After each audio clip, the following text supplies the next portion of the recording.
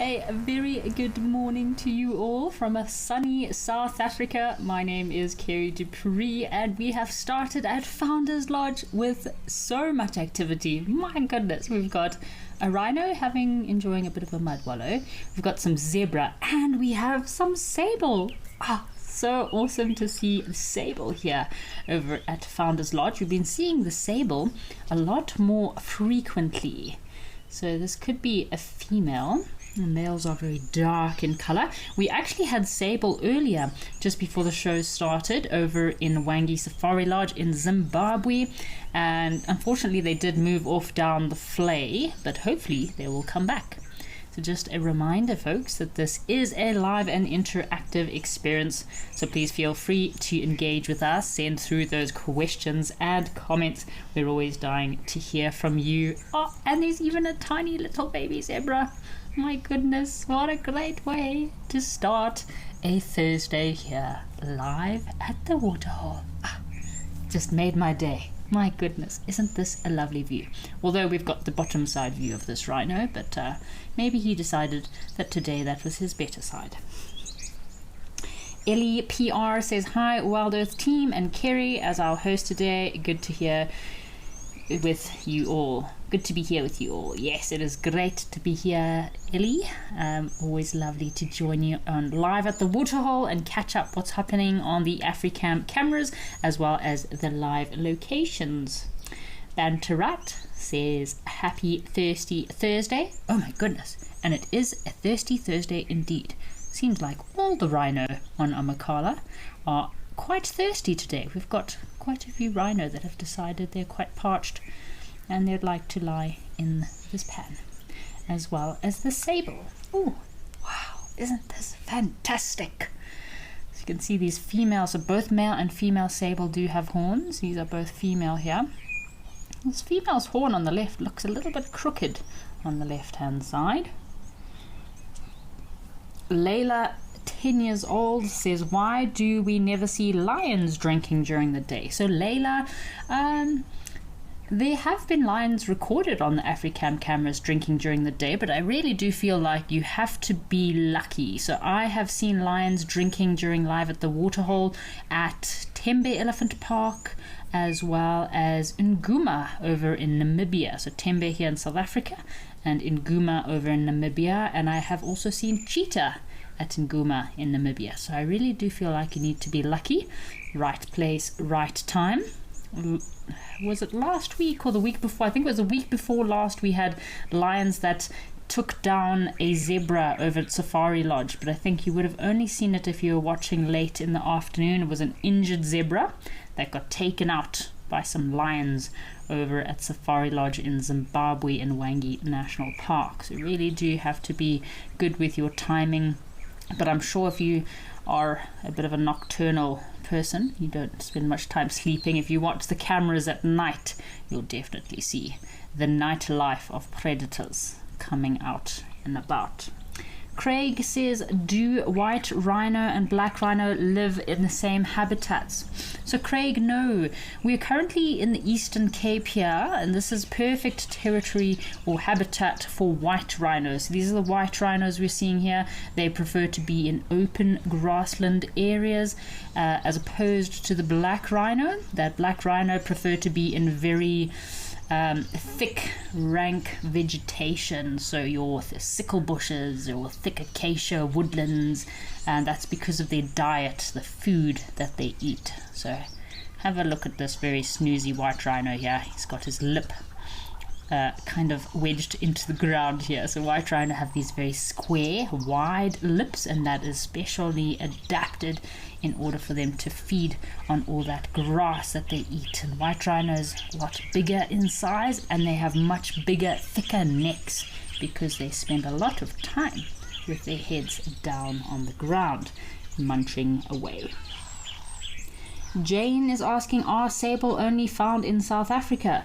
So Jane, no, sable are found across southern Africa. You do find sable in parts of Zambia. I haven't seen sable in Botswana, but sable's distribution does not just include South Africa. So into Zambia, Zimbabwe, South Africa, I'd say some parts of Botswana. I mean, their habitat is woodland, thick woodland areas, especially Miombo woodland. It's perfect habitat for sable. And of course you get the two different subspecies of sable, your common sable and your northern Zambian sable, or also known as Matetsi sable, which are a little bit different in color, and the males can also have much longer horns.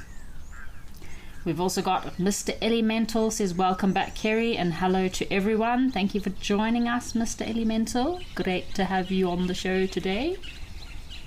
And we also have a comment from Hillary. Hillary says, why do they give the herbivores grass here? So Hillary, a very good question. A lot of private reserves in South Africa during the dry season, they might have a feeding program for these larger herbivores. So including your rhinos and especially your buffalo, those disease-free buffaloes, while quite valuable animals. And during the dry season in some of these areas, because of lacking of rainfall, there's just not always enough food to go around, so they do supplement feed in some of these reserves to keep these rhinos in good condition. Obviously also because rhinos are an endangered species, their numbers are a little bit unstable, although the poaching in the last few years has kind of decreased quite extensively. They are still a species we need to protect and preserve, so they want to make sure that in the dry season these rhinos are kept in tip-top shape by sometimes just supplement feeding them a little bit of extra food. So we've got another comment from Johan, says, hi Kerry and friends, thanks for joining us, Johan. Always great to have all of our viewers joining us. Thanks for all your comments, folks. Safari M says, Kerry, how many locations do we have today on the waterholes? Safari M's, we have about 30 plus locations on the Africam circuit. Always depends on content, and of course some of our locations, either the signal or the wind can be quite bad. I know, like at Campus Dam, especially during the rainy season like now, it's a great location. I love Campus Dam because of all the bird life, but my goodness. We've also got a little black-winged stilt, I think, at Campus Dam that has been sitting on a nest. But I know the wind there can be really strong during this time of the year. I also know Lentore, sometimes the feed can be unstable, and the wind, sometimes these cameras really struggle with the wind. Talking about our locations, why don't we head across to Tau, folks, see what else is happening out there.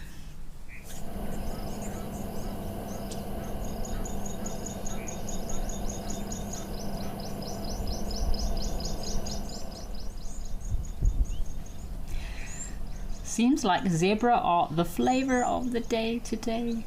We've got a nice harem of zebra that have come down for a drink.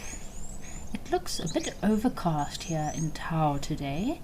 We've also had two overcast days in Johannesburg. A bit kind of moggy weather. The sun doesn't quite shine, but it is nice that the sun is out. It looks a little bit overcast in Tau. I wonder if there is a storm brewing in the area.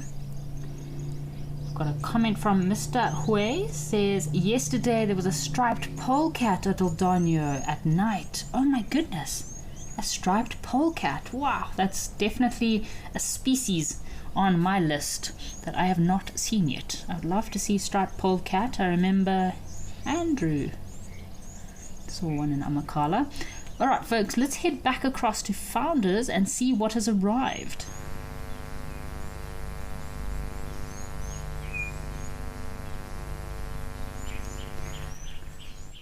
Wow, look at this. Founders is definitely the waterhole of the day. Lots of activity. We've got some giraffe that have also joined us. Come down for a drink.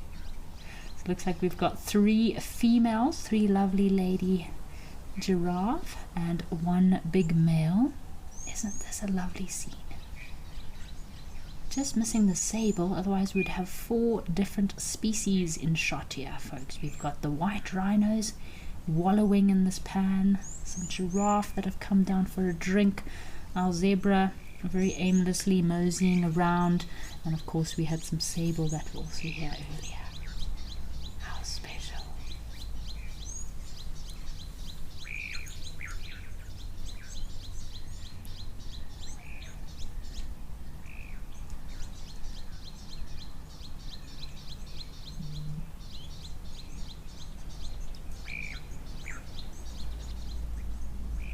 So Julian says, I've never seen so many giraffe here before. Yes, Julian, I will agree with you. I've only ever seen maybe 1 or 2 giraffes, so lovely to see there is a good population of giraffe in the Eastern Cape. Oh, we've got a warthog that has also joined us here. My goodness, isn't this epic? Everyone's coming to join in the party here over at Founders Lodge. This must be like some sort of a wildlife congregation or some wildlife meeting. Maybe they're having a conference. Oop, you can see the giraffe in the distance here. So I would say in the Eastern Cape there is a small population of giraffe, but I wouldn't say it's an area that giraffe would ever become overpopulated in because of the food. There's not that many trees around in these open areas in the Eastern Cape. Which is probably a good thing to keep the population a bit lower within these areas. There's a lot more areas that I would say are more conducive for a healthy population of giraffe. For example, Old Doña looks like the perfect giraffe haven.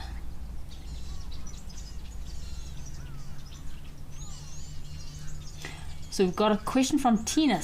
Tina says, hello Kerry, what is the obvious difference between the Mara giraffe and the ones in South Africa? So Tina's, obviously, so even in the Masai Mara, for example, in Kewa where I was, you still get the Masai giraffe. You get the reticulated giraffe are further up north. So I never saw any reticulated giraffe when I was in the Mara, but I was chatting to David the one day and I told him that I read somewhere that the Maasai giraffe are apparently, half a meter taller than your Southern African giraffe and a little bit heavier, and David told me not to his knowledge. So for me it's more the color, the prominent color. So you get, mostly the Maasai giraffe, they have a lot more white and a lot more gaps in between their spots. So have a look at their kind of rosette spots here. The Maasai giraffe have a lot bigger gaps, more white. And in some cases I saw some individuals, there was one that used to hang around in Kewa that was very white around the face and had very different color spots and patterns. So yeah, besides your distribution and the color, there might be a slight difference in their weight and their height, but I don't think it is that noticeable. Have a look at these guys. What are they up to? Oh, and we've also got a blessbok that has joined us. My goodness. So much happening. Our Egyptian geese are also coming to photobomb down here. Oh, wow. Oh, this giraffe had a very long drool coming down from her last little drink of water. So we've got a question here from Grant, and Grant is asking, what role do giraffe play in ecology? So Grant, giraffe do play quite an important role in the ecosystem, so in your open savannas and these woodland habitats that they occur in. So they, for one, they shape the growth of the canopy of trees.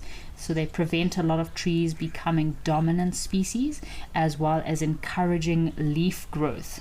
So by opening up the canopies, the trees allow sunlight to come through these trees, which promotes the growth of grass underneath the trees. So they are a very important key in the food chain, giraffe. So Layla 10 is asking, do you think animals can read? Layla, I think animals are more listening creatures. I don't think they are too good at reading. So I think animals are more, they can listen. I believe that they can also understand humans to a certain extent. Yes, maybe not exact words, but definitely your kind of tone that you're speaking in. Like with rhinos and elephants, the tone that you speak around them, if you're very calm and gentle and quiet around them, I believe that they can feel your energy, and they can feel that your tone is calming and peaceful. But then, for example, with young elephants, when they start misbehaving, or rhinos, black rhino often take a chance to give you a bit of a charge. Then when you raise your voice and you change your tone to a more assertive tone, they can understand to a certain point. But as far as reading goes, I don't think animals can read like we can. Imagine there was like an animal kindergarten. Animals went and learned how to read. Although animals cannot read as we can, it's amazing how animals can read their environment and their surroundings, so they can understand the environment and surroundings a lot better than what us humans could ever.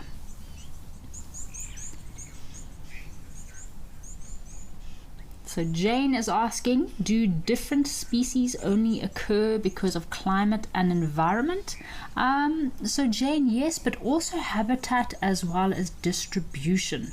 So that's why you have the breakup in so many different family groups. I always like to use the kingfishers and bee eaters for a good example. So if all bee eaters and all kingfishers ate fish and bees, there would be no food to go around.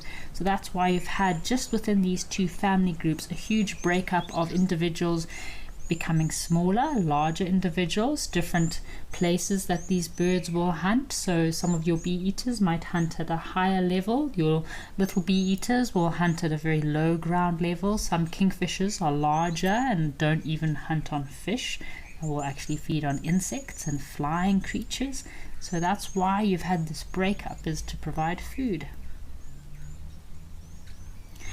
Alrighty folks, why don't we go and check and see what's happening over at Lentor. There is some monkey business going on.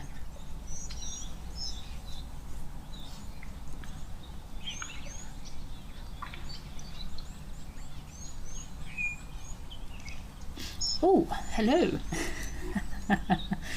This is a very interesting close-up shot we've got of these monkeys here. Wow, check out this guy. Just make your day, baboons, the minute you see them. My goodness.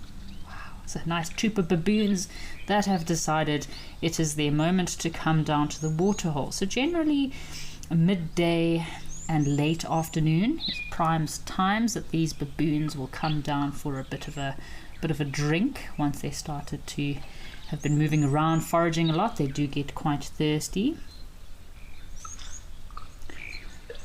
So we've got an unusual question here from Craig. Craig is asking, could animal spit be used by humans for medicine? I wasn't too sure, so I gave it a quick Google. And apparently animal spit contains some sort of bioactive compounds that can help in a medicinal term for stopping blood clotting, killing bacteria, reducing inflammation as well as pain. That's very interesting. For example, like with leeches, so I know they already use leeches. The saliva of leeches contains a hyaridin, which is a powerful anticoagulant that does help with the clotting and restoring of blood flow. So to prevent clotting and restore blood flow, as well as snails. So we all know that snails do have a regenerative saliva. The excretion from their saliva does help with rejuvenization. So I know that you've got that snail tone skin cream that you put on your face, and it does help to rejuvenate your face. You have snake venom, obviously contains enzymes which do affect blood pressure and clotting. So yes, to some point there's a lot of animal byproducts that can be used in humans. So got a question from Gordon. Gordon says, hi guys, what's the gestation period for giraffes? So Gordon, giraffe gestation period is generally about 15 months. So quite a long gestation period because they're such large animals. Alrighty folks, speaking of giraffe, let's head across to Old Donyo and see if there's some giraffe waiting for us there.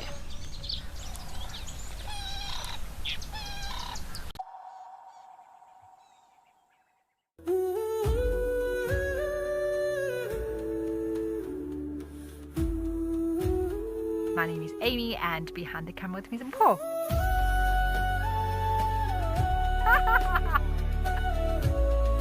And I mean, to be able to share it with all of you. Fingers crossed, and I'll make sure I wear my lucky leopard socks as well.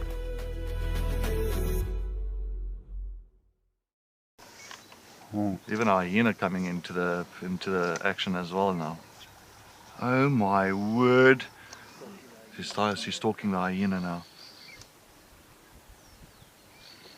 Leopard, hyena, lion, all together in one shot. Oh. Whoa.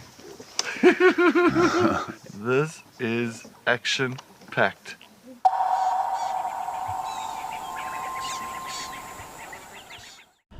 My full name is Cedric Leslie Dold. I grew up mostly here in the Lowveld. I grew up here pretty much on the southern side of Kruger National Park, a place called Marlow Park, for most of my years. Something surprising about myself, I did play drums in a band for many years. Best sighting I presented, we found lumber in the two cubs, and the cubs are just way big. Join our expert guides at dawn for a live, immersive safari as the bush comes to life. Found ourselves a chameleon, and look how he's changed color. Every sunrise brings new discoveries. Pound for pound, a leopard is one of the strongest cats around. Ask questions, share your thoughts, and connect with nature live and in real time. Great excitement, great happiness. Start your day with adventure. Safari, wine, and waterfalls. The ultimate African adventure. Sip South Africa's finest wines.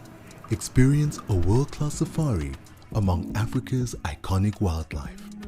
And stand in front of Victoria Falls, one of the natural wonders of the world. All this can be yours with Wild Earth Travel, where Africa comes alive.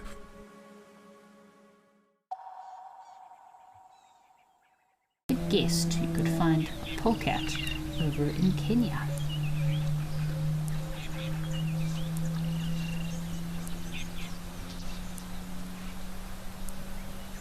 What else is that?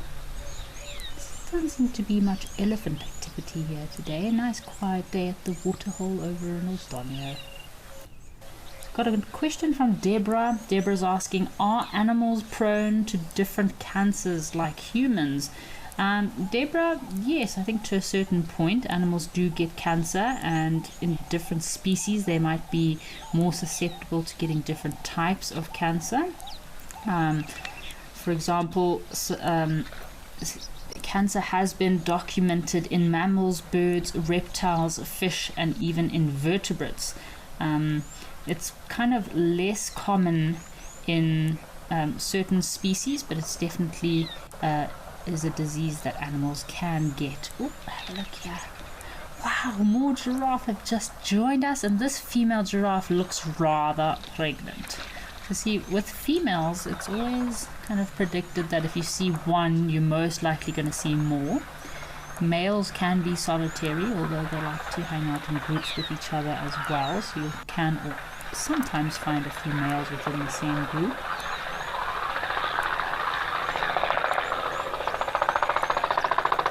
So Lola is asking another question. Do animals have thicker tendons than us because they carry more weight? So definitely, Lola, as you can see with these giraffe.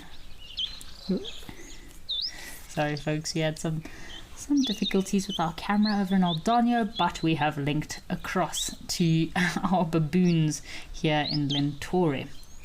That are still up to mischief. I do love watching baboons. I feel like you can watch baboons for days on end. They are quite humorous.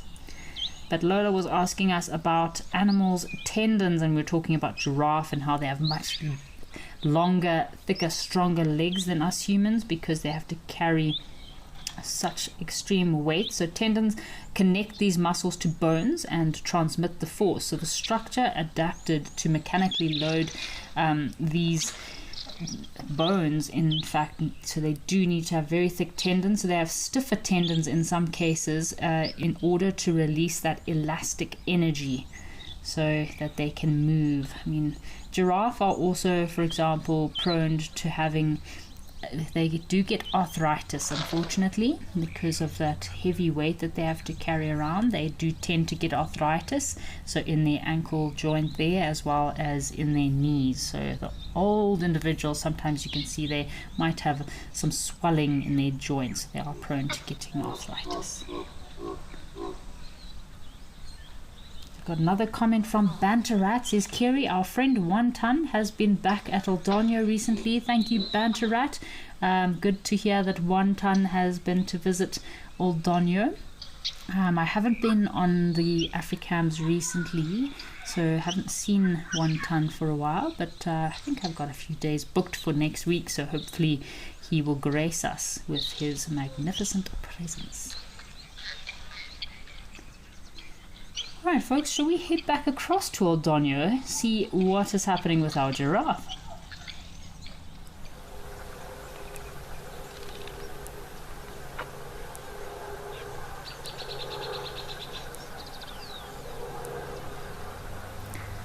So here in Kenya, folks, there are the 3 different types of giraffe that are found. The Maasai giraffe, the reticulated giraffe, and I forgot to mention earlier, the Nubian giraffe.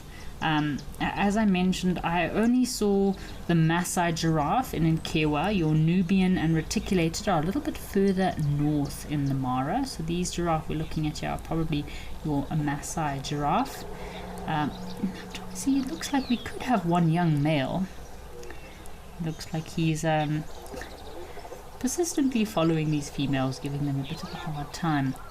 So when a female giraffe is in season or in estrus, she'll normally start excreting a very, very pungent and pleasant aroma to the males. So the males will start following her, but normally she will kind of resist all of these men or male giraffe that will be following her and wait for the biggest and most strongest of all of these giraffe before she allows one of them to mate with her, because lots of younger males might come in and hope for an opportunity or a chance to mate with this female, but she will only allow a male that looks like he has the best genes or the biggest of all of these males to actually mate with her.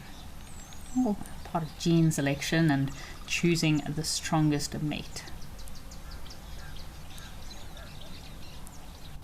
Nicole mentioned about our baboons at Lentore. Nicole loves the baboons. They're so lovely to watch. Yes, Nicole, baboons, I feel like they're very playful and whimsical creatures.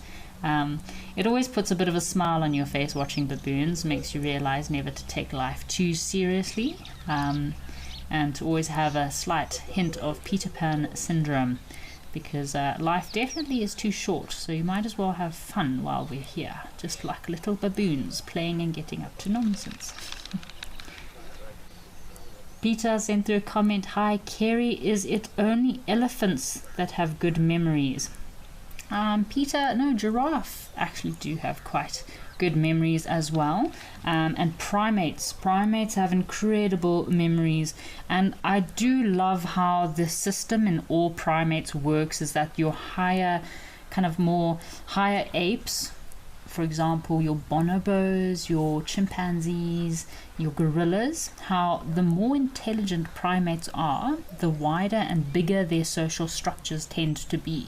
Whereas your lesser apes, so the apes that are not as intelligent, will normally be in smaller groups because their brains cannot actually fathom or handle too many different relationships. So they can't remember too many faces or individuals, and that's why they feel threatened if there's other individuals coming into their home range or into their family group. Whereas bonobos and chimps, they have the mental capacity to actually be able to recognize and remember other individuals and not just fight with other individuals as soon as they meet other groups. So that's how you can have, for example, I've seen chimpanzees and western lowland gorillas all feeding out of the same tree, And you would think, my goodness, this is going to be like a World War III or Planet of the Apes happening in this fig tree, but for some reason they seem to be able to recognize each other, and they're a lot more intelligent, so they feed in peace and harmony sometimes. Oh, what's this giraffe up to? Isn't she a pretty lady? Look at those whiskers and her lovely long eyelashes. Wow. You need to have long eyelashes to keep all the insects out of those beautiful glossy eyes of theirs. So we've got a comment from Eagle Lovers asking, "Hi Kerry, have you watched the True Elephant Herd story from Anthony at Tula Tula?" So Eagle Lover, no, I have not watched this. Must be a documentary. I will definitely put it on my list. I'm sure there's a lot of interesting elephant facts and tales in that documentary. Hello girl. She's probably ruminating right now, regurgitating her food and re-chewing it to get as much nutrients out as she can. Isn't she beautiful? You can see she just swallowed some of her food and then regurgitated up her food. So they do have a full chambered stomach, and they are ruminants.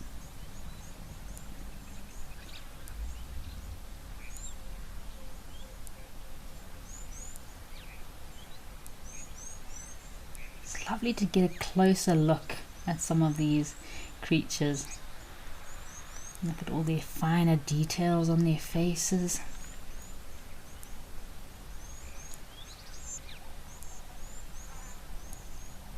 Lots of fluff and fur, especially in their ears, also to keep out any insects.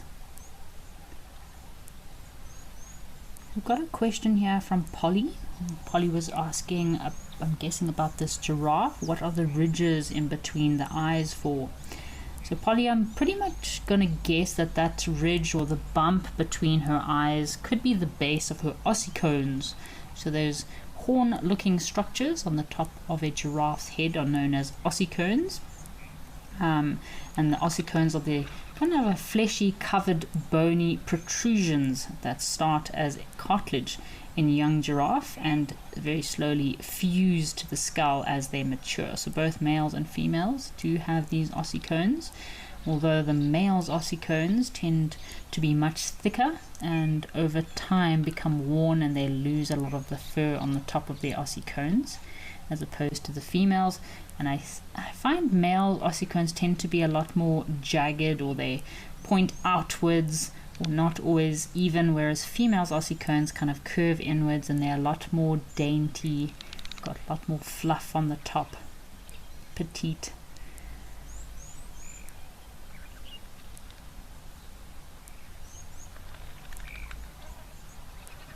So Layla, age 10, is asking, what is your favorite cartoon animal movie? She says hers is Rio. So Layla, my favorite cartoon is Madagascar.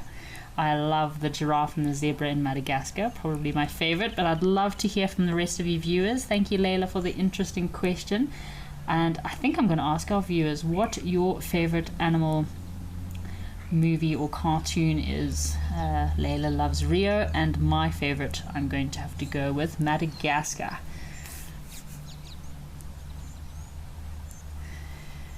Alrighty folks, why don't we head over across to Safari Hook and see what's happening at one of the Namibia locations.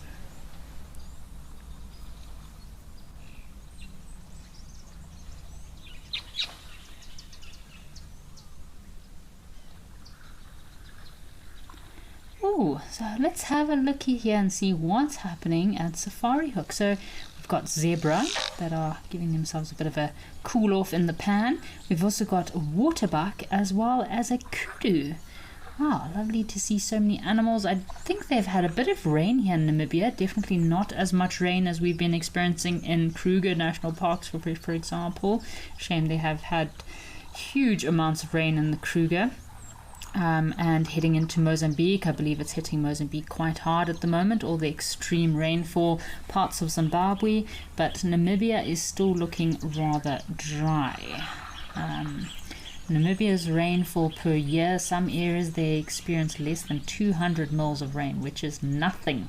I mean, I think over the last extreme rains they've been having in the Kruger. They had something like 450 mils of rain in 72 hours. And I imagine Namibia, they don't even receive 200 mils in a year. So it's amazing how these different areas receive different rainfall. And yeah, this year's rainfall is going to definitely be a record. I don't think there's been so much rain in the Kruger for at least the last 30 to 40 years, as far as I believe, from reports I've been hearing. It's crazy. We've got a question here from Safari M's is asking, at what age do male and female giraffe normally break away from their mothers? So Safari M's, normally at the age of about 1.5 to 2 years, that's when the young female or young giraffe will break away from their adults. The females will normally stay within the group. They might move from one group to the other, but males will normally break away between about 18 to 24 months. So Mindy says her favorite animal cartoon or animal movie is The Jungle Book. I don't blame you, Mindy. I do enjoy The Jungle Book. Animal Lover says keeping it classic with The Lion King. I don't think you can beat The Lion King. It's very special. Do you love The Lion King? Timon and Pumbaa are quite characters. Always keep us entertained, full of giggles and laughs. Yolandi 48 also says The Lion King is her favorite, ultimate favorite kids comedy or kids movie. Yes. Oh, Zazu. Let's not forget Zazu, folks. Zazu and Rafiki, the monkey, the wise old man. Wow, check out these waterbuck. It's quite strange. I normally don't see so many waterbuck here at Safari Hook, so it's great to see lots of waterbuck around. Obviously the rainfall has been just enough for the waterbuck to come through. Oh, this male kudu is busy coating his horns in mud. They often do this, males, kudu, waterbuck, wildebeest, most male antelopes, when they are start to reach a stage where their testosterone levels are racing and they want to look bigger and stronger. They'll go and stick their head into some mud, coat mud on their horns, and hope that makes them look a little bit more intimidating to any intruders. So Alwyn says it seems hot out there in Safari Hook. So yes, Alvin, as we mentioned this, here in Namibia they don't receive much rainfall. During the rainy season, I think temperatures are still quite hot in Namibia, easily between 35 to 43 degrees during the rainy season. But in the dry season, the temperatures do skyrocket, even hitting close to 50 degrees. I think my last safari in Namibia, most of the days we were there, the temperature was between 40 to 48 degrees. It was a very, very hot in the dry season. A very dry, barren, hot area, especially with all those salt pans. Wow, but it is looking very nice and green compared to the rest of the dry season here in Namibia. I think we've also got some springbok just in the distance. Alrighty folks, well, from one green location to the next, let's go and check out another location in Zimbabwe and see how green it is on the other side of Africa.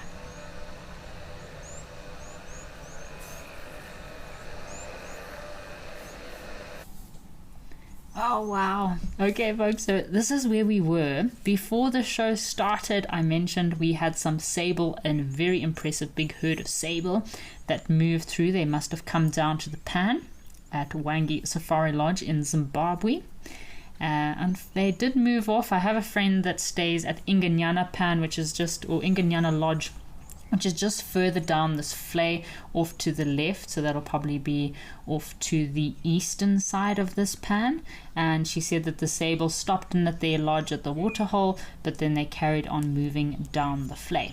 But we are still lucky to have a small herd of impala, and I wonder what is on this little termite mound. It could be a juvenile European bee eater. We'll just have a listen, see if we can hear. I know the bee eaters have been flying over this pan, so it's been lovely to listen to the bee eaters.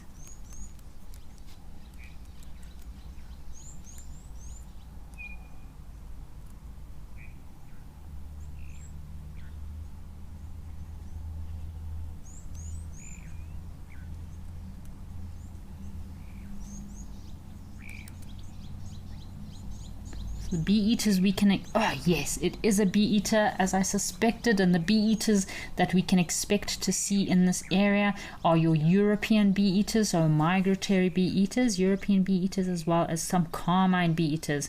You'll also find some little bee eaters. There's a few pairs along this flay that we do get in this area. That little guy. There we go. That is a perfect view. So yeah, he doesn't look like a carmine bee eater. We do get some white crowned shrikes or crowned shrikes in this area. He could be confused with the crowned shrike, but he's still a youngster. Still needs to get his bright pink adult colors, so he's not quite grown up yet. He's still a little baby. His colors are not impressive at all just yet. So Safari M's says the aristocrats was your whole childhood. Yes, the aristocrats. Another awesome cartoon childhood movie. Great. Thank you. Got another comment from Lenny. Says, what name is given to a group of giraffes? So Lenny, if a group of giraffe are moving, they are known as a journey of giraffe. And if they are stationary in one area feeding, they are known as a tower of giraffe. Mercedes Bean has also sent through a comment. Apparently Mercedes Bean grew up on Don Bluth movies, so you adore any of those Secrets of NIMH, American Tail, All Dogs Go to Heaven, Land Before Time. Briefly made me want to be an archaeologist. Oh yes, I do remember watching all the Land Before Time with the dinosaurs. Don't ask me the names of the dinosaurs, I cannot remember, but yes, The Land Before Time.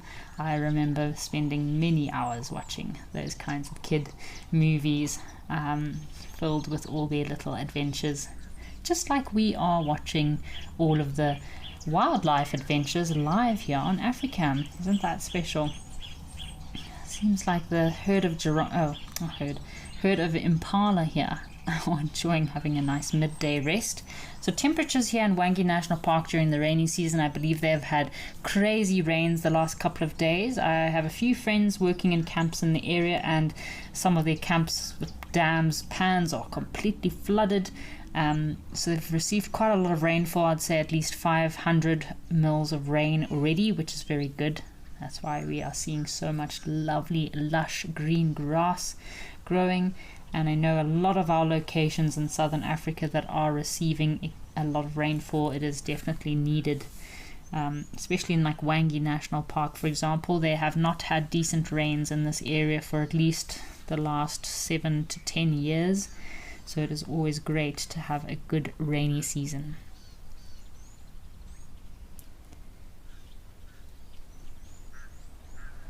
This seems like a small herd. Alrighty folks, why don't we head across to Tau over in South Africa and see what birds are waiting for us.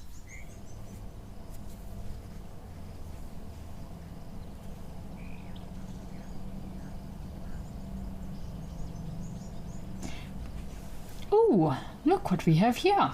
We have a shelled duck and a African spoonbill. They look like they are having a great little nap. Oh, and what do we have on the right here? It looks like a sparrow. Could be a northern grey-headed sparrow. That looks like he's collecting nest-building material. Yes, he looks like he's got a little feather in his mouth, so he could be constructing a nest. Very, very busy nest building. Oh, yes, it could be our northern grey-headed sparrow, a pair of them. And this is the male shelled duck. The female must be somewhere close by. Normally they occur in pairs, so they are monogamous, they do mate for life. But there's quite an unusual little collection of birds here. Our spoonbill's also deciding he's having, I think he's had a hectic week, these two. They are taking it easy this Thursday afternoon. So the female shell duck that we'll keep an eye out for, she has a white head, opposed to this male shelled duck with a grey head. So they are residents, the shelled ducks, nomadic, so they do kind of occur throughout quite a wide range, but they prefer estuaries, rivers, as well as semi-arid areas. So my first shelled ducks I ever saw were actually in Namibia. I was very surprised. I thought, my goodness, is that a duck? What on earth is a duck doing at this very dry, barren waterhole in the middle of nowhere? But they can occur in very dry, arid regions, very adaptable species.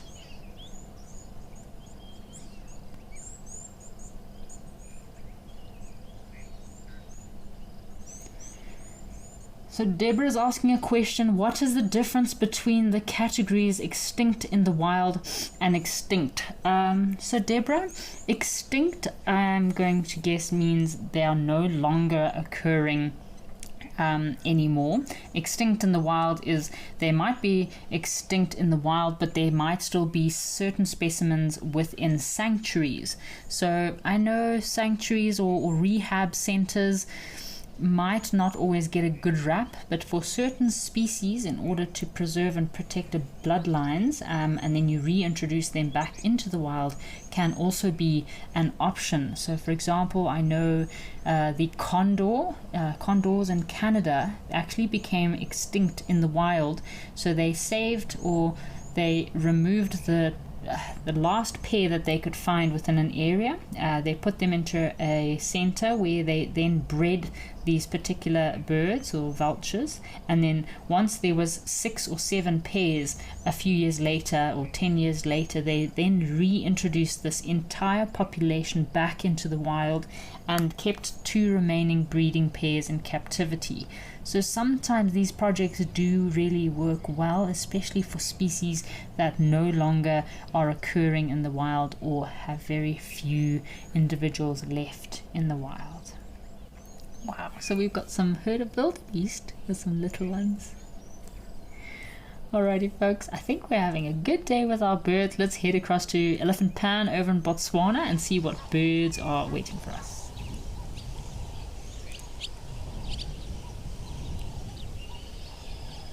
Oh, hello. I've got a little barn swallow. Look at this guy. Isn't he so beautiful? I know we do underestimate barn swallows or kind of overlook them in most cases, but they are very pretty birds. Have a look. So they mostly look black, but when the light shines on their wings, they get this beautiful iridescence, almost like a starling iridescence. And then of course they've got that little rufous patch underneath their bill there. They are insectivorous species, do feed on flying insects that they catch in the air, and they do have quite a long migration route. They migrate or breed in Northern America, Europe and Asia, and then their winters will be spent in Central and Southern America, as well as Africa and Asia. So they migrate thousands of kilometers in very large flocks, these little birds. What is he up to? Looks like he's giving himself a bit of a clean. He's come really nice and close to the camera for us. Come for his close-up.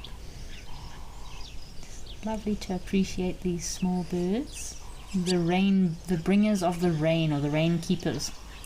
Often when you see lots of swifts and swallows moving around, you know that there is rain coming. Oh, and a 3-banded plover. Got a question here from Janine is asking, do we have mole rats in South Africa? So Janine, yes, we do have several species of mole rats in South Africa. One of the most famous mole rats is the naked mole rat, or the Damaraland mole rat, which I have not yet to see. There are quite a few different mole rat species in South Africa. So he'll be quite busy. He might fly from one branch to another, or often like bee eaters, returning to the same little perching spot while he hunts and feeds. Got another question here from Julius, is asking, where do you find bontebok? So Julius, generally bontebok occur in South Africa. Their historical range does spread quite widely across the fynbos and coastal grassland regions of the Western Cape.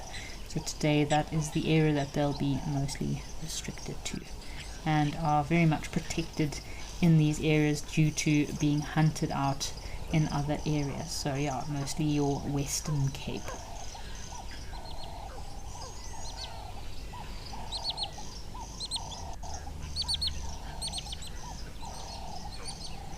Alrighty folks, let's head across to Lentor for some more birding.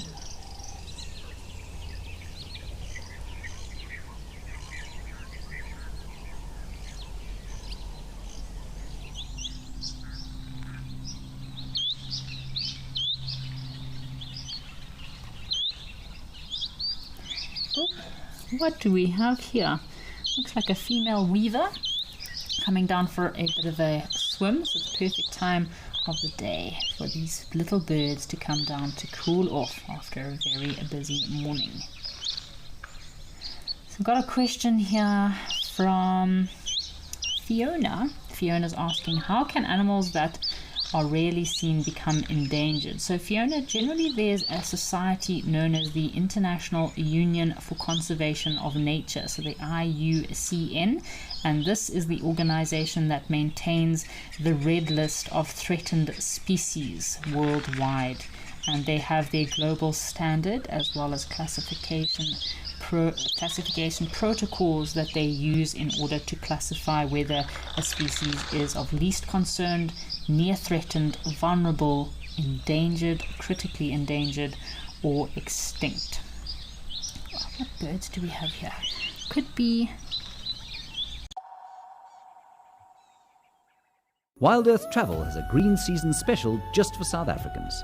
Explore Botswana's Okavango, a remarkable mosaic of delta and savanna teeming with wildlife. Stay in elegant, luxurious tented camps deeply connected to the wilderness. Discover the Okavango on exciting game drives and tranquil boat journeys.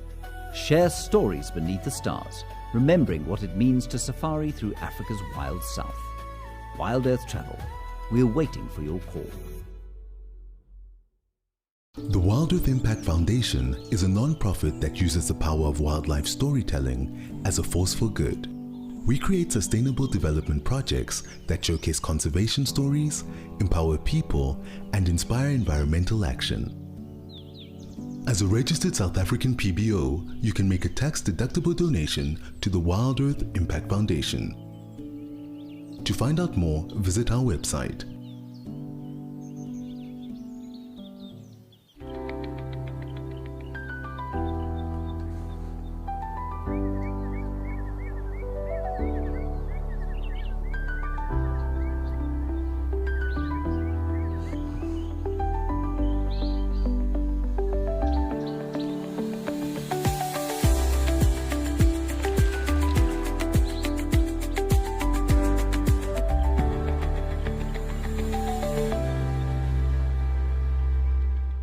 Join our expert guides at dawn for a live, immersive safari as the bush comes to life. Found ourselves a chameleon, and look how he's changed color. Every sunrise brings new discoveries. Pound for pound, a leopard is one of the strongest cats around. Ask questions, share your thoughts, and connect with nature, live and in real time. Great excitement, great happiness. Start your day with adventure. If you love watching Wild Earth, here's a little tip. Become a member. You can gain access to the channel ad-free, you can rewind and re-watch sightings, and you can join our Tuesday live safaris. There's also behind the scenes videos, fireside chats, and every safari live episode, whenever you want it. It's just a better way to stay connected to nature.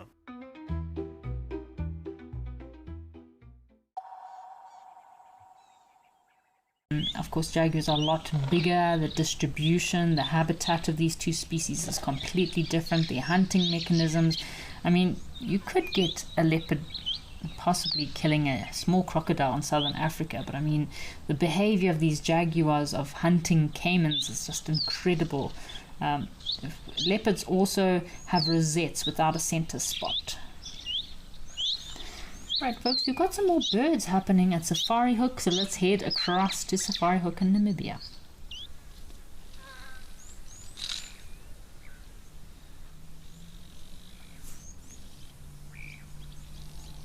Oh, it looks like we have a grey heron here at Safari Hook with two blacksmith lapwings. Our zebra are still around. I thought there was something in the water here by the zebra, but I think it's just the exposed rocks that are kind of no longer in the water here.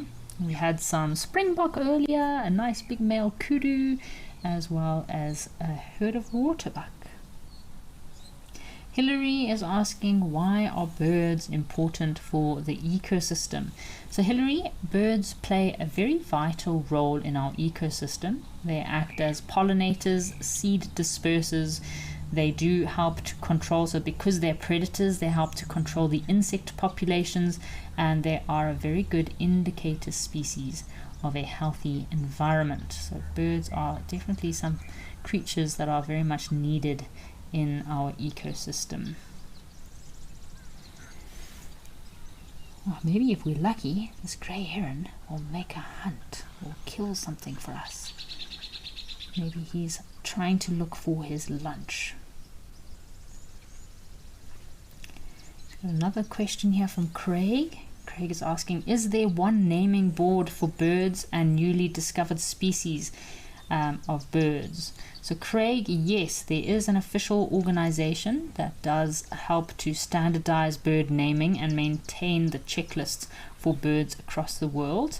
And this is the IOU, so the International Ornithologist Union, and they're the ones who maintain the IOC, so the World Bird List, and they update the world's bird list. They provide the scientific and common English names recognized for all bird species, and they also help to track new described species and of course the taxonomic splits of different subspecies and different species. Come on, little guy. It's weird, you'd think there's no fish in this pan, but there's actually quite a good population of fish in this little pan here, even though there's probably no other water source for many kilometers. But it's amazing, if the birds are here, you know that there is definitely food around. So Rich is asking a question, why do crocodiles occur in some waterholes and not all? So Rich, this waterhole, for example, I would not say there's any crocodiles in here. As I mentioned earlier, is very, I'd say some of these waterholes in Namibia, you can go many kilometers without finding another water source. And crocodiles, of course, are very water dependent. So crocodiles will like to be restricted to areas that have more permanent source of water that is sufficient enough for them to survive in. Oh, what did he catch? Did he catch something? So these herons mostly will feed on fish. Their, I'd say, preferred diet, but they will also feed on little frogs. Saw a Goliath heron the other day that captured a squirrel. Poor squirrel, he had a very bad day, got caught by a Goliath heron. We've got another question here from Opa. Is asking, what is the most important thing to do after a snake bite? So Opa, the most important thing to do once you've been bitten by a snake is, number one, you need to just stay calm. If you start running all over the place and working yourself up, your heart rate goes up, your blood starts circulating more, and you're going to make everything worse for yourself. So just to keep yourself as calm as possible, you need to call for medical help. Identify the snake species that you've been bitten by. In some cases, if you get bitten by like a small brown house snake, then you really don't need to worry too much, but it's always good to make sure you identify the snake that has bitten you. In some cases, if possible, write the snake's name on your arm so that you don't forget, or if you pass out or something happens, they'll know what snake bit you. But when trying to find out what snake bit you, make sure that you don't get anyone else bitten or yourself rebitten by the snake, because that can happen in some cases. But yeah, just keep as calm as possible, reduce your amount of movement, remove any restricting clothing, so keep the bite area very clean, immobilize the limb as much as possible. I know a lot of people think that you use a restriction, but that's actually one of the worst things you can do, is restricting the poison to one area, the venom to one area. You need to let it spread. And in most cases nowadays, doctors are so well versed with dealing with these snake bites. So yeah, just keep calm and don't worry, help will be on the way. Oh, what is this heron up to?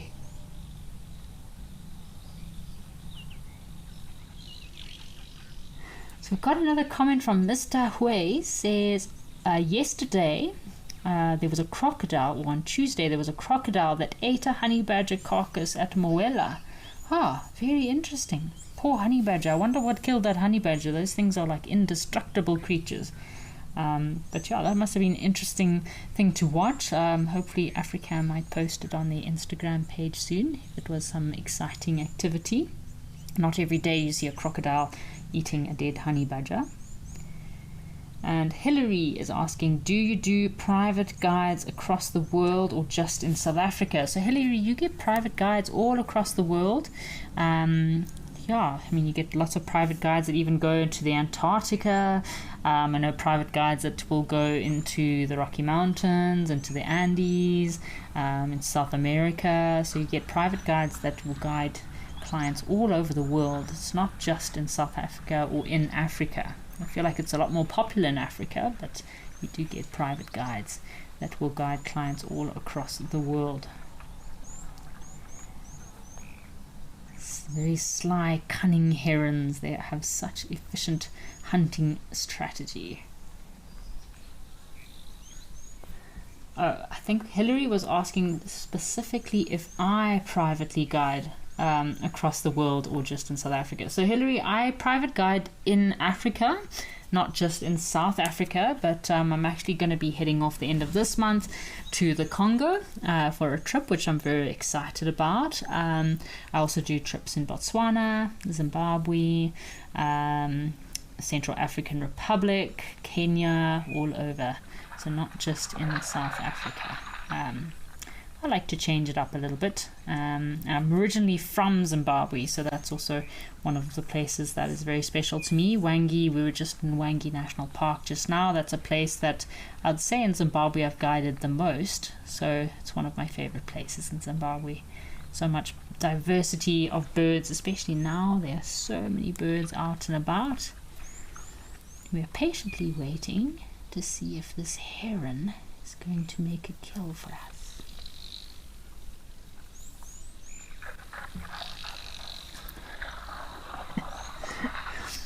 So we're going to pray that today is like one of those days that you just patiently watch and wait. The fruits of your labor will, or your patience, will definitely rain upon you. So if we patiently watch and wait for this heron, maybe we'll see him catch a fish and we will have proof that there are fish in this pan. Because I'm always very skeptical in Namibia when you see these pans and you wonder, is there really fish in there? But if there's herons, then you know there's definitely fish around. He just looked up into the sky, made sure there's no larger predatory birds after him. So Joe is asking a question. I wonder what tours in Antarctica would be like. So Joe, I know Baffin Island and Svalbard. Oh, there we go. We got a fish. I know Nadine was super excited. I feel like we just needed an encore just now. Nadine's super excited that our patience paid off and this heron caught a fish, and there is fish in this pan. Now we have proof. That looked like quite a decent sized fish as well. Hey, this heron has caught himself lunch. Imagine you had to fish and hunt for yourself. I always say that... Oh, sorry, it's Jordan. Jordan is very excited that our heron has caught a fish. I always say that if I was a bird, I think I would die of starvation.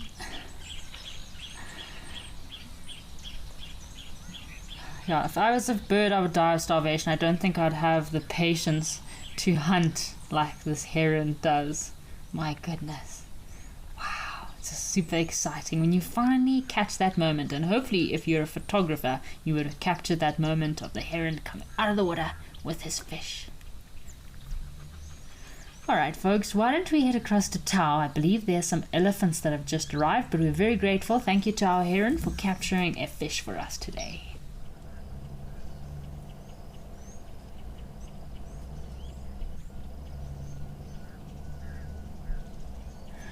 Oh, looks like we've got some elephants that have arrived at Tau. We had Joe commented earlier about wondering what a tour to Antarctica. So I was mentioning about Baffin Island and Svalbard, and a tour to the Antarctica I can imagine would be very cold. I don't think it's my kind of safari. The amount, that coldness, I don't think I could handle that. My poor little heart, yeah. You have to do a lot of training to handle with that altitude and the cold and your nose and your hands. Wow. But if any of our viewers have been to Antarctica, we'd love your comments on what it is like to travel to Antarctica, besides being very, very cold. Eagle Lover says, Kerry, compliments to you for sharing your knowledge with viewers. Much appreciated. More than welcome, Eagle Lover. Thank you for your comment. It's always great to have a place like this with where we can all just share our knowledge and information. I also learn a lot from our viewers as well. So thank you for always sending through your comments. Oh, another elephant. Hello. He looks completely different. Looks like this elephant went to some sort of paint party. I miss those paint parties. What are they called? Color runs. Yeah, looks like that elephant went to a color run and got completely splattered with different colors. So Alan Arnold says, absolutely love herons. Greetings all. Thank you for joining us, Alan. And it looks like we have some elephants that are welcoming Alan to the show today. It's not often we see so many big bulls like this over at Tau. They seem to be on quite a mission, don't they? And again, here's another elephant that looked like he participated in a color run somewhere. Look at the different muddy colors that he's got. Brown, muddy grey legs, and then brown. Alrighty folks, our elephants have disappeared, so why don't we head back across to Old Donio and see what our giraffe are up to.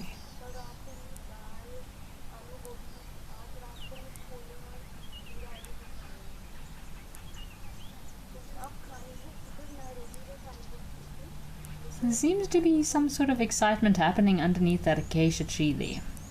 Could still be that male giraffe that is persistently following the female, but I feel like there's something else there. Something else underneath that tree. Not too sure what, but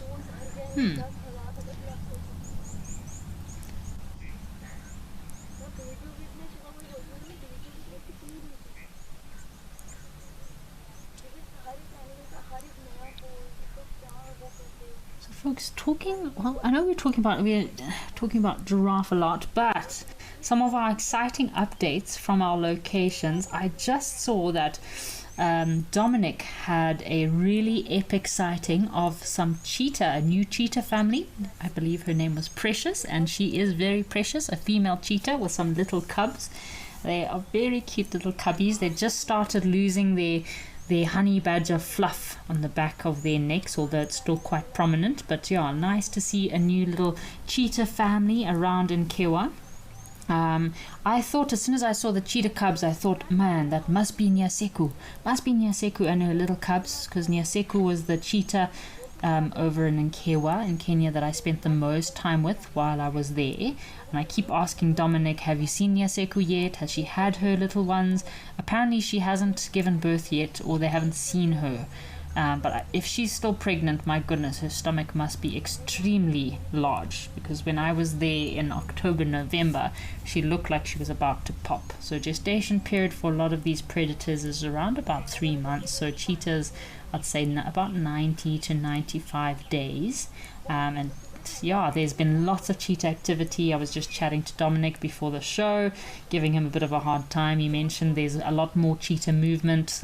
Another cheetah that's come across the border from Serengeti, so seems like Nkewa is, of course, not disappointing us with all the wildlife sightings, and they're having some incredible wildlife sightings there. Lots of cheetah activity at the moment. And talking about cheetah, I believe Asile over in Mabula should also be having some cubs in a few months from now, or actually very soon, because when she was released a few months ago, October, November, she very quickly met up with those 2 new cheetah boys, the Spice Boys, and yeah, they were seen mating. So hopefully there'll be some little baby cheetah also moving around at Mabula, which will be epic.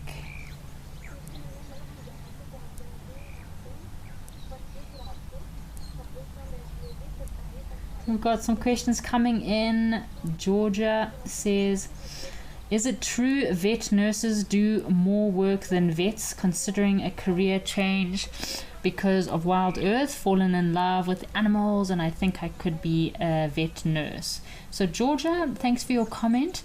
That's a very sensitive subject there. I'm not going to give a comment on who does more work, but vet nurses, I do agree. I think you still have to study for at least 5 to 7 years, depending on which country you study in. I've got a few friends that are vet nurses, and I would definitely recommend, if you love animals and you love wildlife, that's something very special to get into. I know a lot of vets that have, for example, gone and done testing with the gorillas and work with wild dogs and cheetah in the wild. So again, if you're a vet or vet nurse, that does open up a lot of opportunities for you possibly to come to Africa, and you might get opportunities to work with wildlife at a hugely discounted rate, or maybe even you just pay for your flight. So it does open up a lot of doors. And Georgia, it's really awesome to hear that Wild Earth inspired you to kind of work more with wildlife. So good luck on your journey. Nkewa has sent through a comment, says new cheetah. Hey, this name is going to get me. Namukia. I think Dominic told me about this new cheetah. Apparently the new cheetah's name is Namukia. Is her name. I think Dominic did mention earlier about the name, but some of these Maasai names are a little bit difficult to pronounce. But thanks for Nkewa for sending through comments about the cheetah activity in the area.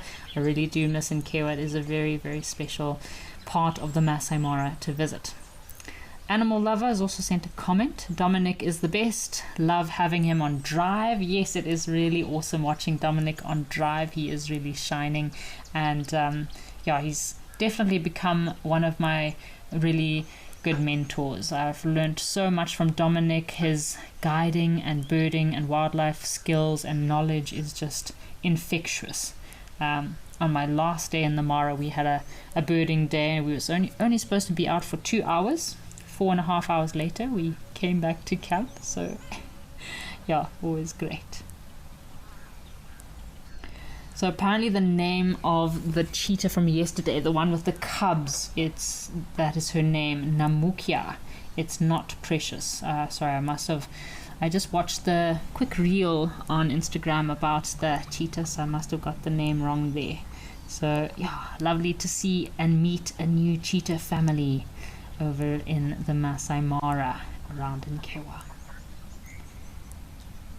We've got some more comments. Melanistic Marble says, yes, those new cheetah cubs, they are gorgeous. Melanistic Marble, they are too cute, and it looks like Dominic got a really good view of them while they're feeding. So not something you see very often, so very cool sighting there. Melanistic Marbles also said, wow, the recent pics of Tammy's cubs are great. They still have young faces. So yes, Melanistic Marble, they recently at the Hoedspruit Endangered Species Center, they actually took the DNA and tested Tammy's cubs in order to add it to the cheetah database for Southern Africa. And they actually managed to identify the sex of Tammy's cubs. And there are 2 males and 2 females have been confirmed, and they've been moved into a larger enclosure, so they are now kind of taking the steps of moving out away from Tammy and living on their own. So very exciting developments there at the Hoedspruit Endangered Species Center. Very, very cute. What is this male giraffe up to? So I feel like there must be at least 2 male giraffes here. One male giraffe looks like he's giving the females a hard time underneath this tree. And this male giraffe is just standing here, ruminating, deciding what his next move is going to be for the day. I feel like he's a much bigger male, more dominant than the previous male that we saw earlier. Wow. He's got an ox picker on his head there.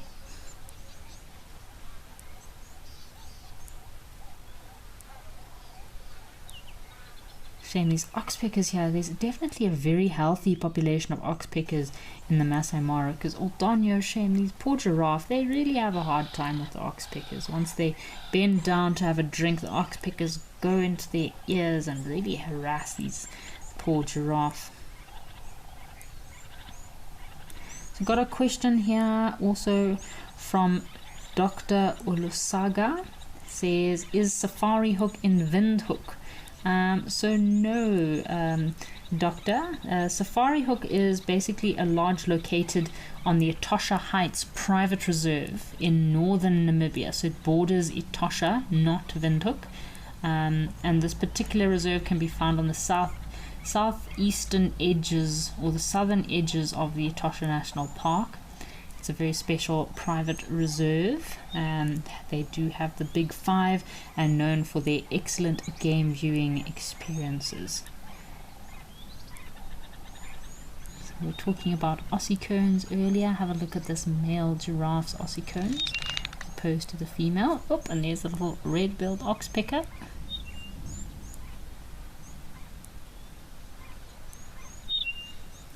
So Craig is asking, why don't we ever have oxpeckers bothering us? So Craig, that's a very good question. Imagine you're on safari and instead of flies bothering you, you've got oxpeckers sitting on your head, digging in your ears and your eyes and all in between. Oh no, imagine. Oh, that would be terrible. Terrible. But I think it's the same reason. Obviously, oxpeckers are mostly associated with large, thick-skinned game, because these are the particular creatures that have and carry the most amount of ticks on their bodies, like giraffe, buffalo, rhino. I've seen oxpeckers on elephants, although elephants don't carry as many ticks as like buffalo, for example. I have also seen oxpeckers on bush pigs, warthogs, of course, on impala and smaller game, but generally they'll be more concentrated towards your large game. I think I had a question once before about oxpeckers. Why don't oxpeckers sit on warthogs? Not warthogs, baboons. I think baboons would probably eat an oxpecker if they tried to sit on them. Oh, what birds do we have up in the tree here? Oh, I think we've got a really cool go-away bird up in the tree, folks. Just have a look just to the right of our giraffe. Could have, is that a bare-faced go-away bird? Oh no, I think that's a white-bellied go-away bird, folks. Isn't that epic? Check out that little guy. So have a look, he's got a white belly. So I have not actually seen this bird before. He is on my list, and we often hear this bird calling at Oldonyo, but you don't often see it. So I'm going to play the call for you. It's got quite an unusual call.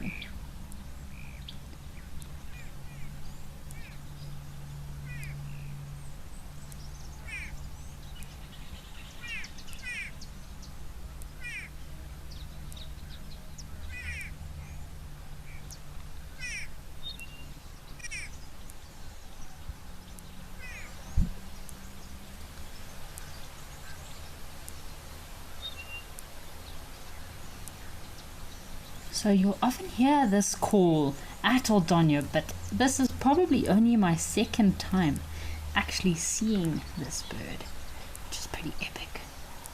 Wow, check at him sitting up there. So normally they occur in little flocks.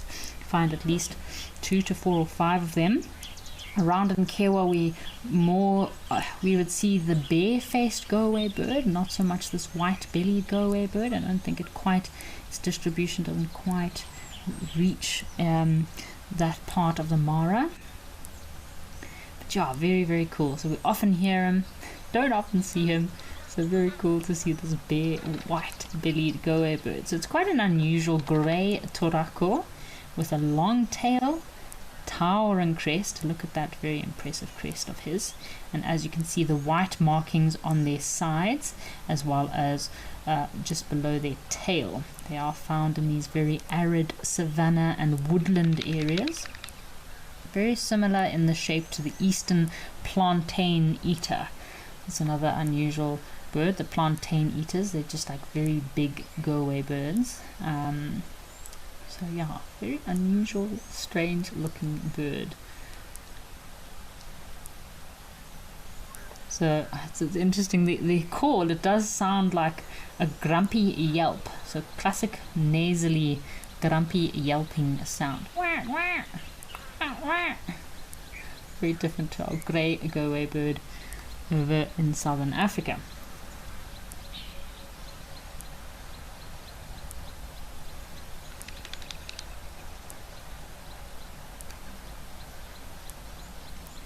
Wondering what he's doing. It's a perfect place for him to feed. Maybe some of these trees are starting to flower, the acacias. Maybe he's feeding on the acacia flowers.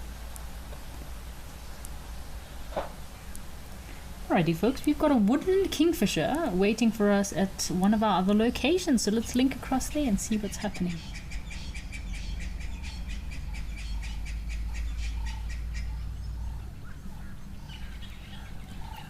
Oh, have a look here folks. Look at this impressive kingfisher. Isn't he beautiful? Again, woodland kingfishers are some intra-African migratory birds that often indicate the rainy seasons have arrived. Look at that two-tone colored bill of his, black underneath, red on top. He's searching out for any insects, any food, any grasshoppers that are lurking around.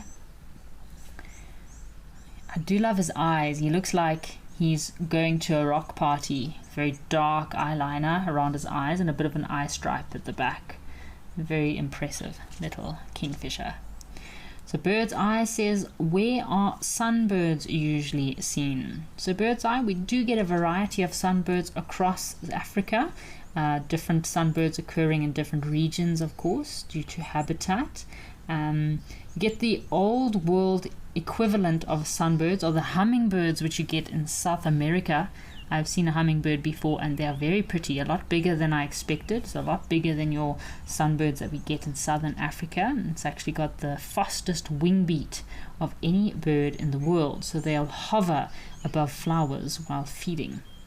In sub-Saharan Africa and in southern Africa, again, different habitats. You could expect to find different species, but you'll get sunbirds in grassland areas, savannas, woodlands or forest edges. But sunbirds are also a very prominent garden species, just like with kingfishers. You often get kingfishers that can urbanize themselves and adapt to living in garden regions. So in my area that I'm currently in here in Johannesburg, in Roodepoort, Little Falls, we've got Little Falls Nature Reserve just up on the mountain, and it's amazing the bird life that we have in this area. I've had Class's cuckoo, I've seen lesser spotted cuckoos here, the migrants are all coming through. We've got collared sunbirds around. We often get our mouse birds coming through and feeding on the fruiting trees in the garden. So your woodland kingfisher, I wouldn't say it's so much a garden bird, but you do get your striped kingfisher and hooded kingfisher. Sometimes malachite and pygmy will often be quite acclimatized at living close to people. Maybe he's going to come back with a little something in his bill.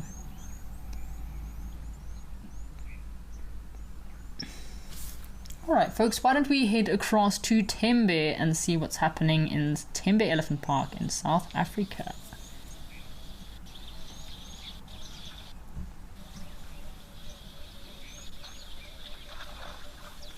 We've got an elephant here, and he looks like he was having a very nice wallow in this puddle.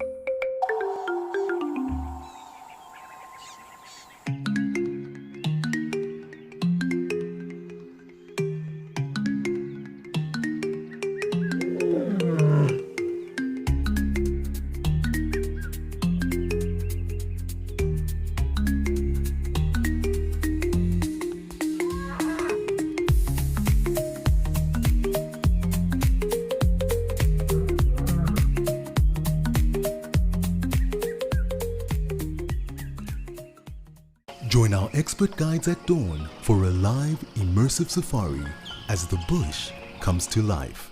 Found ourselves a chameleon, and look how he's changed color. Every sunrise brings new discoveries. Pound for pound, a leopard is one of the strongest cats around. Ask questions, share your thoughts, and connect with nature live and in real time. Great excitement, great happiness. Start your day with adventure.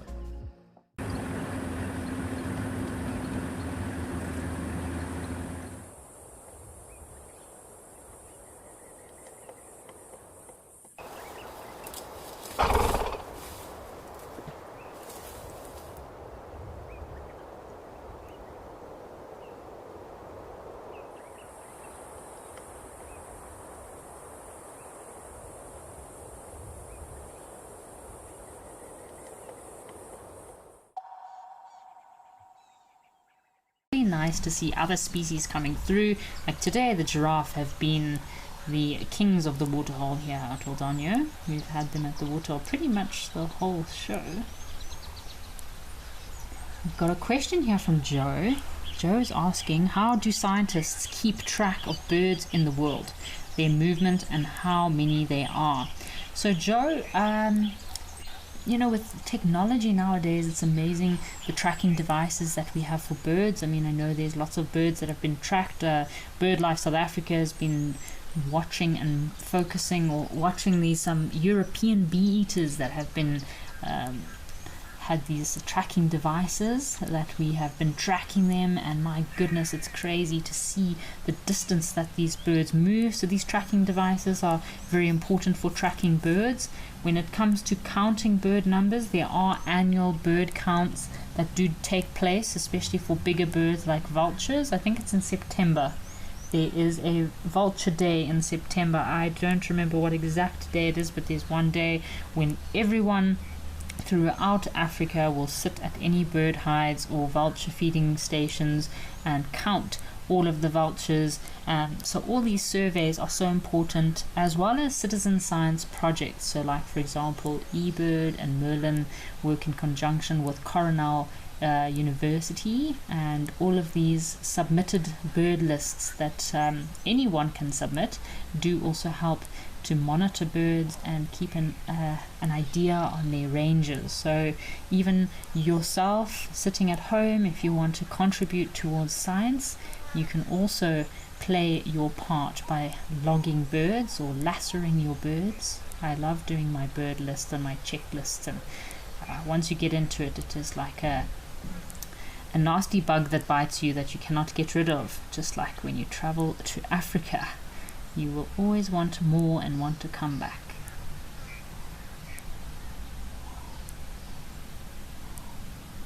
What is this giraffe male up to? He seems very curious about something. Hello, big boy.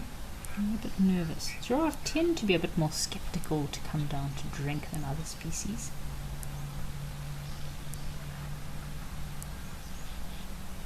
So we've got a question, another question here about our giraffe. Craig was asking, so is the only difference between the giraffe species are their spots?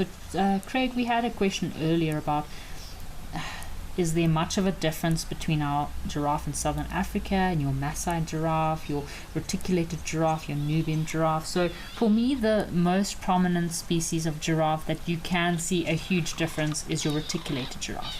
Reticulated giraffe have this very heavy, deep, dark spots that they don't have much light color. It's very prominent in their spots. You can really see it. For me, the Maasai giraffe and the giraffe that we get in southern Africa, often it is difficult to tell the difference, but the spots, the patterns are a good way to tell the difference. With your Maasai giraffe, apparently there's more jagged, their spots. They're more veiny little spots. They're not as perfect little rounded spots.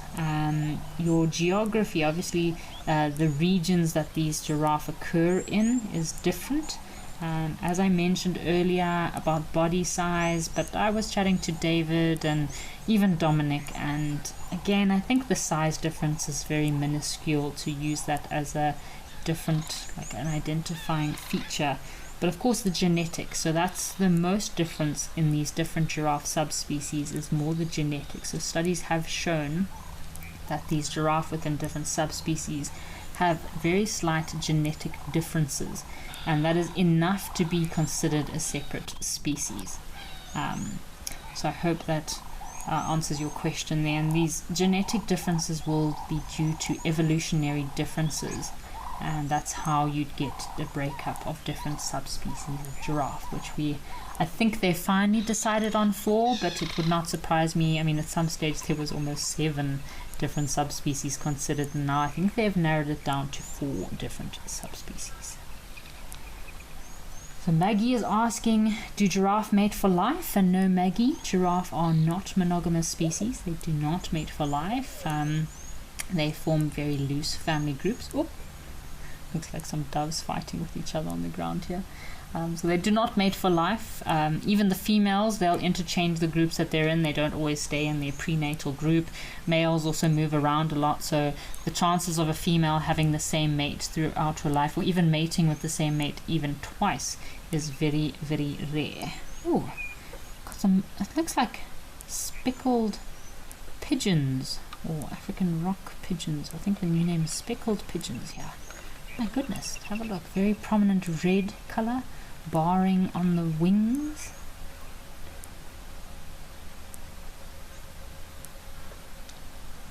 So Karen is asking a question, is asking me how I'm doing. Hopefully you're not too affected by the floods. So Karen, I am currently sitting in a very sunny Johannesburg.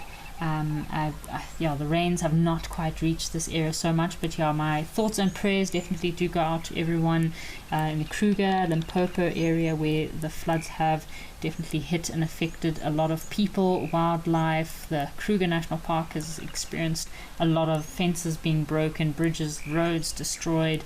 A lot of communities have also been flooded. So yeah, our hearts and thoughts and prayers do go out to everyone in those areas that have been affected by the floods. But so far, Johannesburg is sunny. Alrighty folks, why don't we head back across to Founders, see if there's some more action.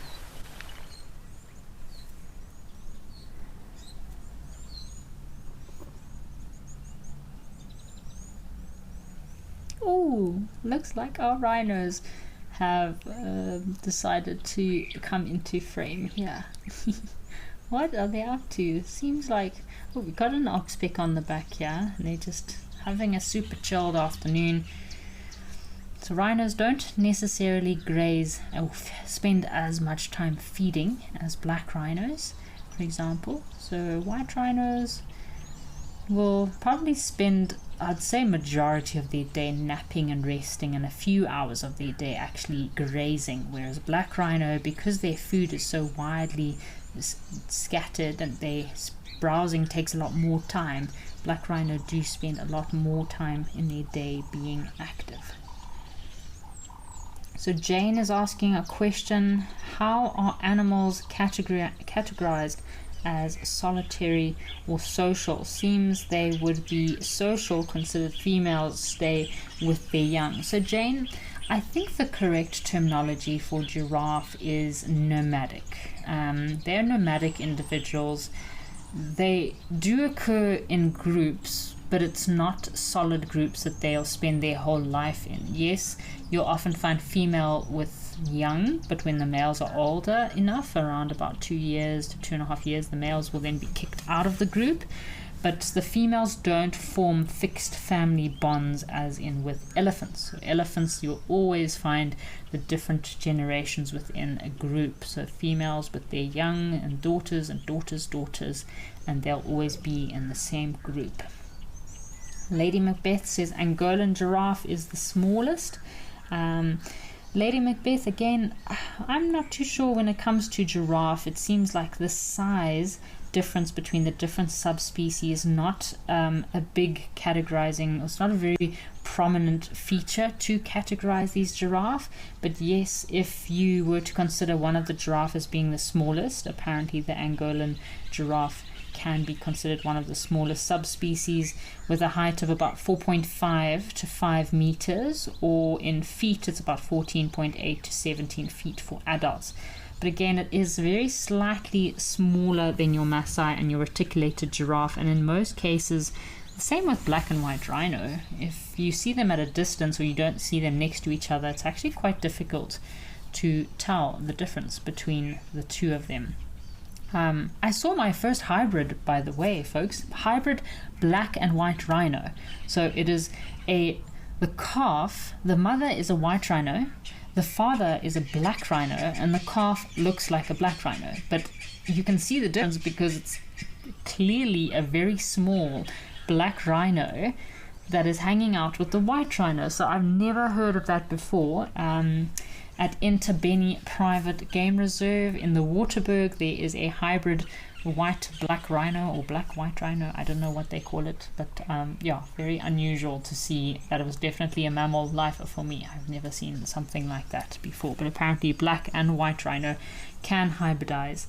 And on that particular reserve, there's not many black rhino, and obviously the black rhino found a female white rhino, and somehow they managed to have a little one. Very unusual. So Stephanie, thank you for joining us. Stephanie says, hello Kerry, MM and Johan, late again, but I'm here. Thank you for joining us, Stephanie, rather late than never. We've had a very busy day today. Lots of action here at Founders, with lots of species coming down to the waterhole. We've had some giraffe over at Aldonio, elephants and some good birding over at Tembe. Of course, Safari Hook, lots of animals, and a heron that made a hunt.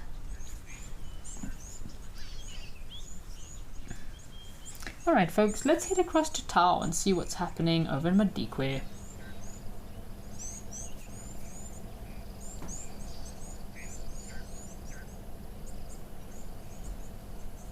Oh wow, we've got some white-faced whistling ducks grooming each other here, folks. Isn't this precious? So again, these are a species that are monogamous. White-faced whistling ducks do form these little monogamous pairs, and they do mate for life.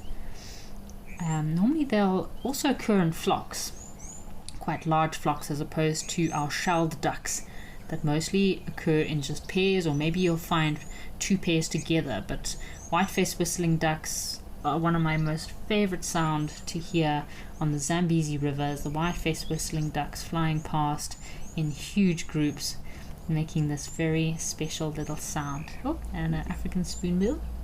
I'm going to play the call of the white-faced whistling ducks. It's just one of my favorite bird, I'd say one of my favorite duck calls.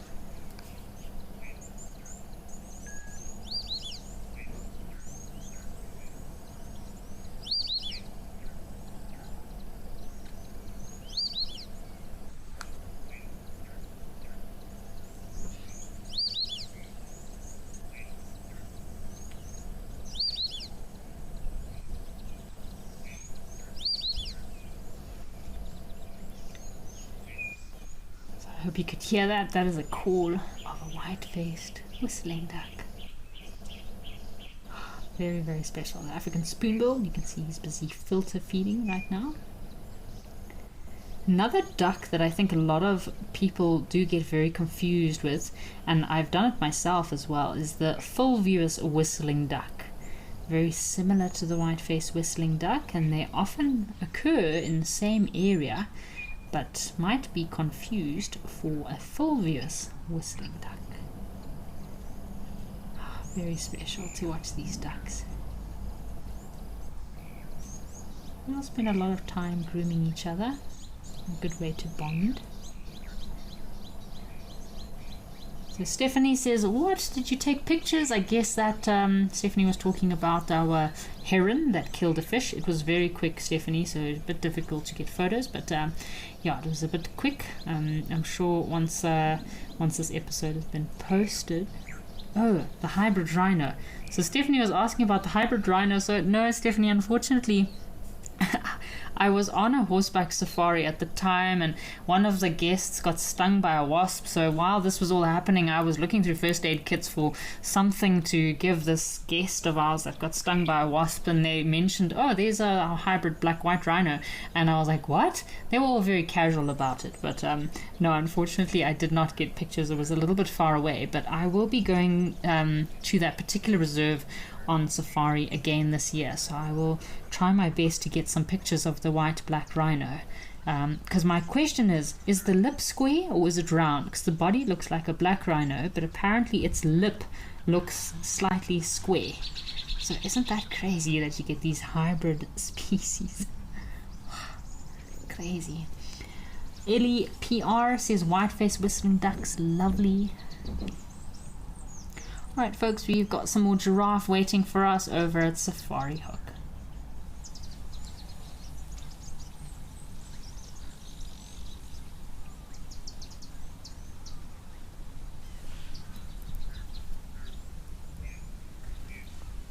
Wow, so giraffe have really been everywhere today. We've also got some oryx. My goodness, we've been very, very fortunate today, folks. We've had such an array of different mammal species, which for me is what I love about the dry season. You don't get so many elephants, but it's special because you have all these other species coming down to drink. It's got a young giraffe with its mother just to the right. She looks like she's maybe got something happening with her nose. She was giving her nose a bit of a lick. Imagine being able to lick your nose with your own tongue. That must be some serious superpower. I mean, look at her. Maybe she had something going up her nose and she is cleaning it herself. And we've also got a little herd of oryx just off to the right. Shame one of these oryx have got a very strangely shaped horn. Could have bent or broken in a fight. Joe is asking a question. Is it good to have animals breeding, crossbreeding, like the hybrid black and white rhino? So Joe, generally hybridization, I say, is not a good thing, and in most cases a lot of hybrids or for example melanistic or leucistic species do not survive very long. Like for example, I've seen quite a lot of photos of leucistic kudu, leucistic impala, yeah, mostly I'd say kudu and impala, but in all of the areas that I know these individuals occurred, they very easily get spotted out by predators or get taken out. This poor little black white rhino, I mean, it's lucky that it's in a family group, it's in a crush, it's lucky that the mother's protecting it. But if it does grow up to be a male, it's very small, so it might get killed by other males. So in general, most of these crossbreed species or anything that's different doesn't normally survive very long because natural selection does take place. And in the natural world, unfortunately, it is mostly a case of survival of the fittest. Look at this, isn't this a lovely view? So this was where we were watching our heron earlier making his kill. Over at Safari Hook we had a grey heron that caught himself a little fish. Penelope Kenyon, thank you for joining us today. Great to have you with us. You've joined us just before the end of the show, rather late than never. Surely the black-white rhino should be called the grey rhino. Mr. Elemental, I agree with you there, but I feel like all rhinos are grey, but that would be a great name for it. I don't think the guides talk about it very often because it's very rare. I mean, I've never even heard of it before. It's my first time. I mean, I grew up with rhinos. I've had rhinos throughout my life. My dad used to help breed rhinos in a place in Zimbabwe for reintroduction onto other private reserves. I've worked a lot with white rhinos the last 10 years in my guiding career, and I've never seen or heard of a case of a crossbreed between black and white rhino. So it is definitely a very rare occurrence. Ollie Theop says, afternoon Kerry, thank you for joining us, Ollie. Ollie has been a member with Wild Earth for a year.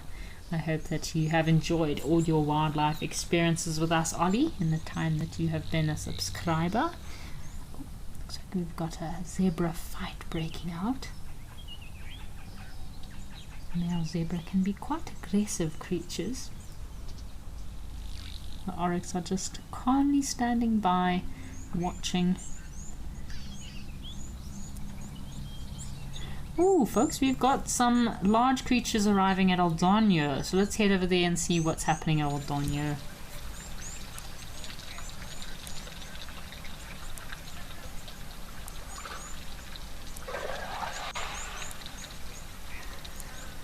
Hello, big boy. Nice to see a big male elephant arriving at the pan.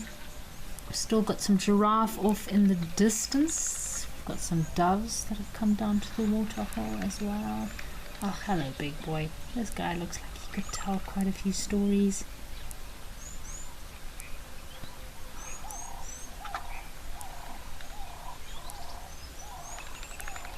I'm just having a look. I thought I saw speckled pigeon here earlier, folks. We had 2 speckled pigeons that were at this waterhole. I didn't think that they occurred in Kenya, but I'm just having a look at the distribution now, and yes, they do seem to have a distribution up in East Africa, Central Africa, and into West Africa, Ivory Coast. So it's interesting that they occur in these more arid and dry regions. The speckled pigeons can be found in quite a variety of different habitats. Look at this big boy. He's missing his one tusk here. Could have been he looks like he's had a pretty rough life, this guy. Maybe he's been bullied by a lot of other elephants, so he could have broken his tusk off while fighting with other elephant bulls. Ooh, folks, we've got an interesting bird waiting for us. Let's head across to Tau and see what bird is there.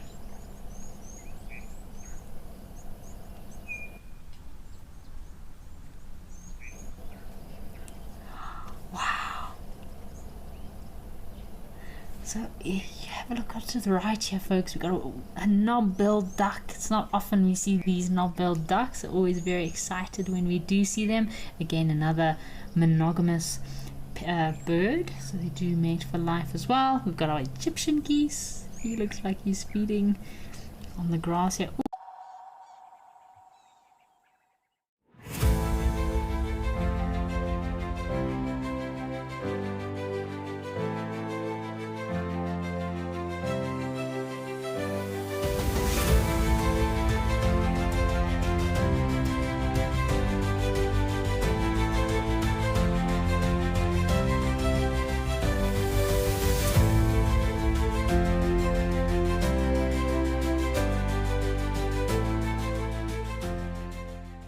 At Wild Earth, we believe every story has the power to create change.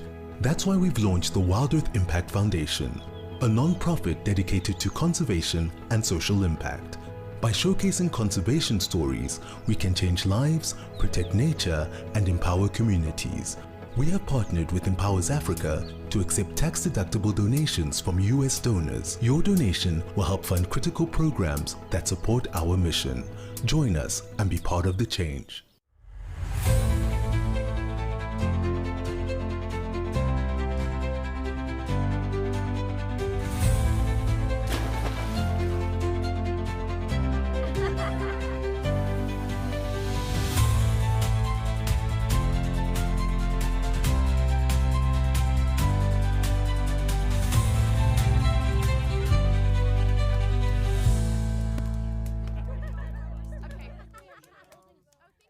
Join our expert guides at dawn for a live, immersive safari as the bush comes to life. Found ourselves a chameleon, and look how he's changed color. Every sunrise brings new discoveries. Pound for pound, a leopard is one of the strongest cats around. Ask questions, share your thoughts, and connect with nature live and in real time. Great excitement, great happiness. Start your day with adventure. Are you ready for the adventure of a lifetime? Wild Earth Travel's newsletter is your passport to a magical journey. Explore exclusive travel options featuring special offers at stunning Wild Earth locations and all hosted by your favorite presenters. Don't miss out. Head over to our website and subscribe to the Wild Earth Travel newsletter today and stay in the know on all our unforgettable adventures. Wild Earth Travel, where Africa comes alive.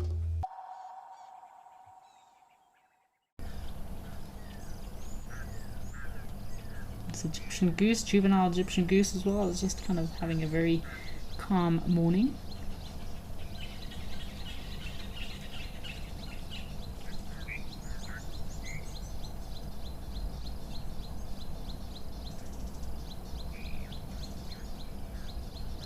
Got a question about...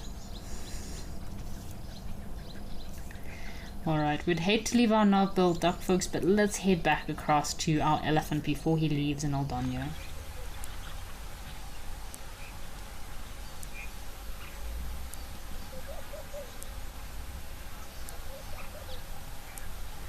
Our elephant is still standing around here, isn't he? Isn't he impressive? So I'm just having a look on my bird app, and I think, so the comb duck is no longer known as a knob-billed duck, but now he is known as the comb duck. We got a question from Megan, was asking, do they use the comb to fight? So Megan, I think the comb in the males, which is very prominent in the breeding season, it's more used for noise. So it's used to make the distinctive laughing call that they need to make in order to impress the females. I don't think it's so much used for fighting. That's the comb of the comb duck we were just watching over at Tau. Imagine this elephant could tell us all of his stories.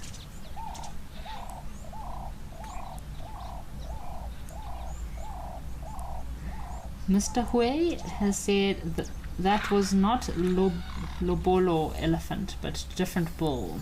So Mr. Hui, yeah, I don't think this does look like a different bull. I think that Lobolo elephant, I think he has one very, very long tusk, and then he's missing his other tusk. But yeah, that Lobolo elephant does have incredible tusks. This boy, you can see he's used and abused his tusks quite a lot in his life. They're very short and quite broken and chipped away.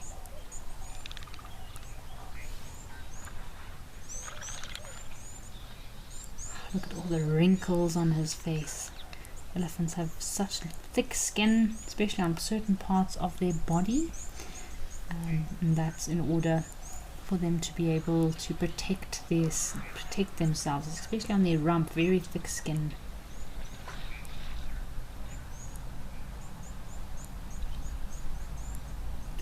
Got a question from Craig. Craig was asking, how long after birth can elephants latch and suckle? So Craig, generally within a few minutes to an hour after a little elephant has been born. That's when he has a natural instinct to stand up and start suckling from his mother. So it's a very natural instinct, and they're normally successful in suckling within at least the first few hours. Elephants' calves do nurse quite frequently, normally about every 30 minutes to 2 hours within their first month, and then they will suckle for about 2 to 3 minutes per session after that, and normally they will kind of start to be weaned at about 6 to 12 months, and then they'll be partially dependent on grass for 18 to 24 months. Admiring this big elephant bull. Isn't he a great specimen? Looks like he gave himself a bit of a cool down.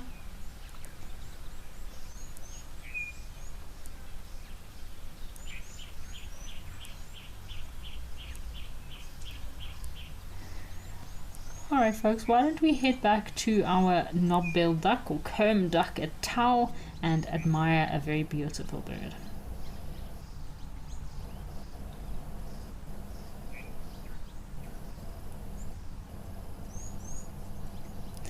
So we're wondering where the female comb duck is. A female is a lot more quiet.